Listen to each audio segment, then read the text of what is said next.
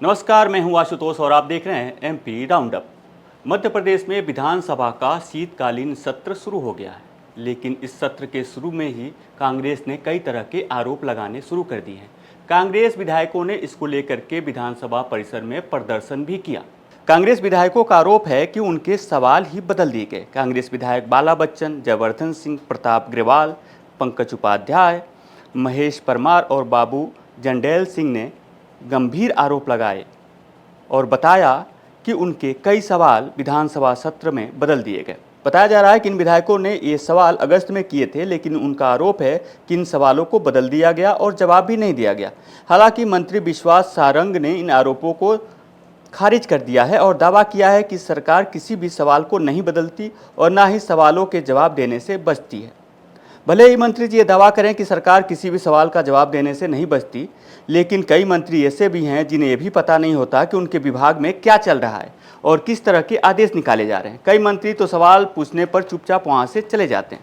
फिलहाल कांग्रेस विधायकों के सवाल बदलने के आरोपों को लेकर कई तरह के सवाल उठ खड़े हुए हैं और इन सवालों को आज जवाब देंगे मध्य प्रदेश के वरिष्ठ पत्रकार अरुण दीक्षित जी।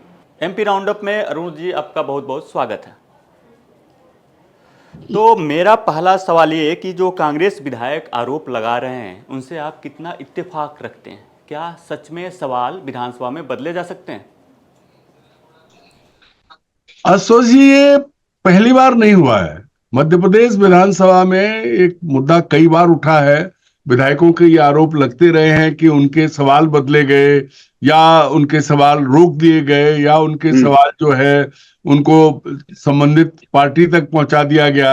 ये सारी चीजें होती रही हैं और ये जो विधायकों का आरोप है, कांग्रेस विधायकों का, इसमें बहुत दम है।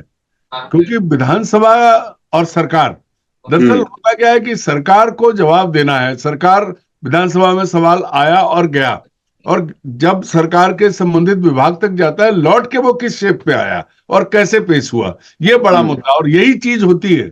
एक तो सबसे बड़ी समस्या भी आई है कि मध्य प्रदेश विधानसभा में जो नया ट्रेंड देखने को मिल रहा है पिछले कुछ समय से, वो ये है कि राज्य सरकार विधानसभा को गंभीरता से ले ही नहीं रही है। और इस बात को पहले विधानसभा अध्यक्ष नरेंद्र सिंह तोमर ने भी ये बात कही थी, आसानी से कही थी कि भाई जो विधायकों के सवाल हैं उनको सवालों पर गंभीरता से लिया जाए, समय पर जवाब दिया जाए। क्योंकि अक्सर ये होता है कि जो सवाल पूछे गए उनमें ज्यादातर का जवाब आता है जानकारी एकत्र की जा रही है, तब जवाब नहीं दिए जाते।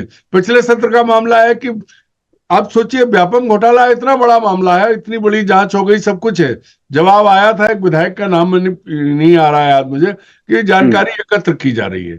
तो ये जो परंपरा है, टालना, जवाब ना देना, सही जवाब नहीं देना, जानकारी नहीं देना, ये लगातार हो रहा है।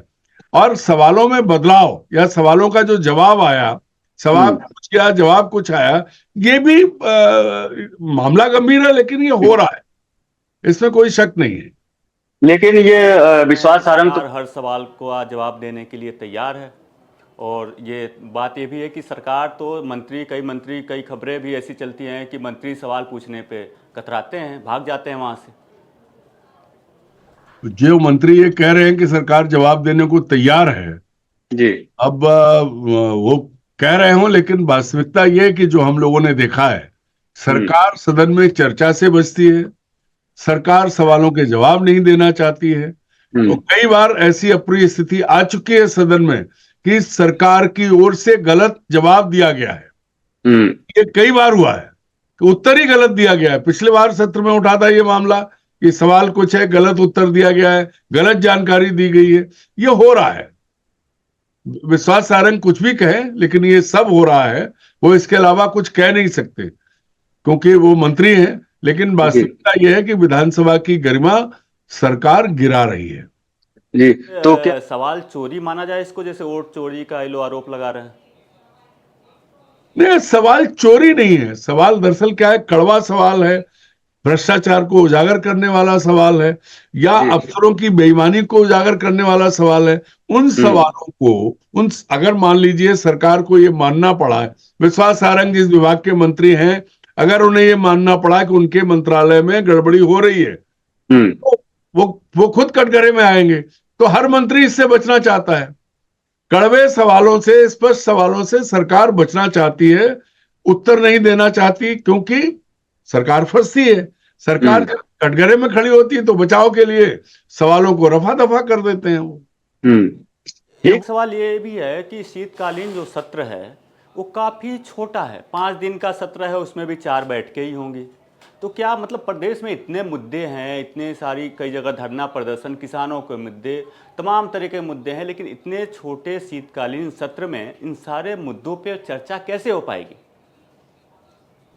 देखिए आशुतोष जी, आज से क्या 2003 तक जो है, करीब 22 साल पहले तक कांग्रेस की सरकार थी, 93 से 2003 तक तो 2-2.5 महीने का सत्र चलता था। तब भी विस्तृत चर्चाएं होती थी। उमा भारती को 8-9 महीने मिले थे, उसके बाद बाबूलाल गौर को करीब करीब 1.25 साल मिला था। दिग्विजय सिंह के समय जितनी विधानसभा चलती थी एक सत्र में, उतनी आप 5 साल में नहीं चल पा रही है, ये समझ लीजिए आप।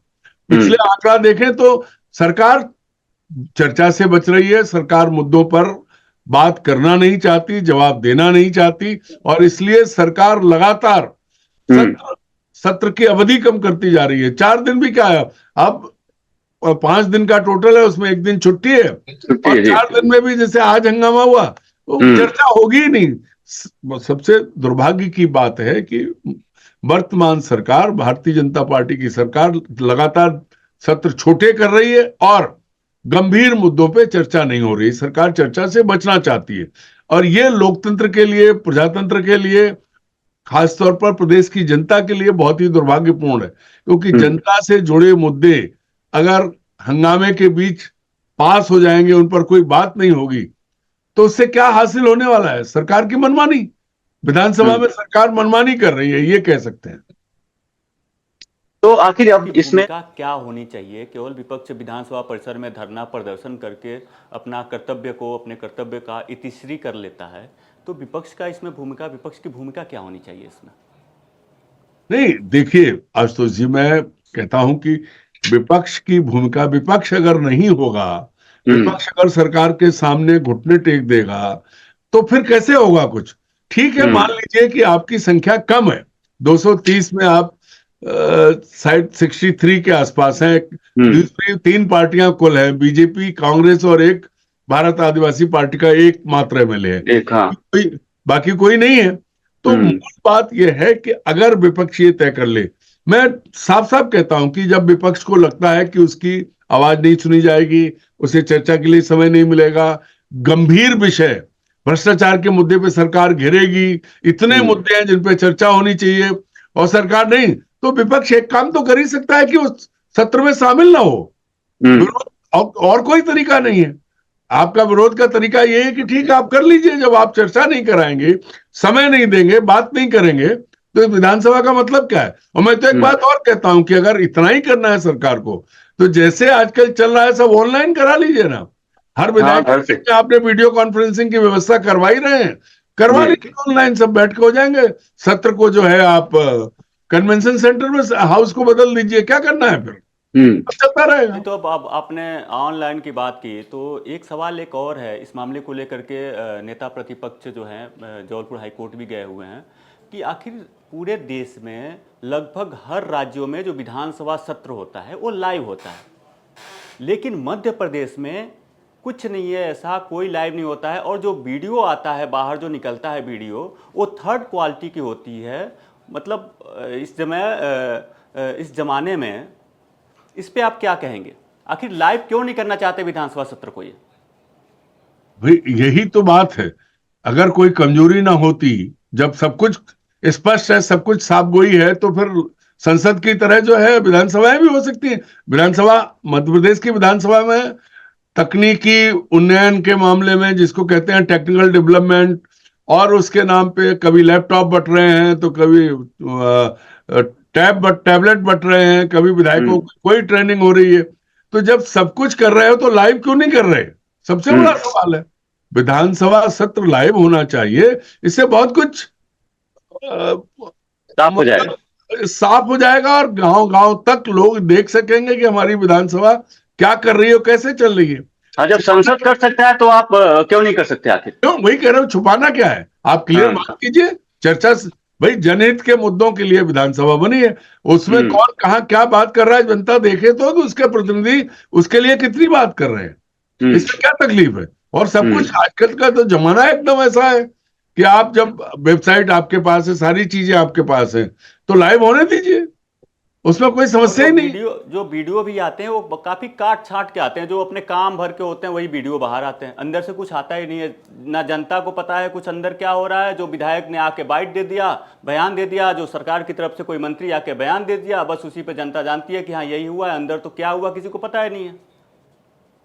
सबसे बड़ी बात यह है कि सरकार छुपाना क्यों चाहती है, क्या बात है? जब विधायक अंदर बात कर रहे हैं, जनता ने उन्हें चुन के भेजा है, तो वहां ऐसी कौन सी गोपनीयता की बात हो रही है जो जनता के प्रतिनिधि बात कर रहे हो, जनता वो जान ना पाए? क्यों रोका जा रहा है?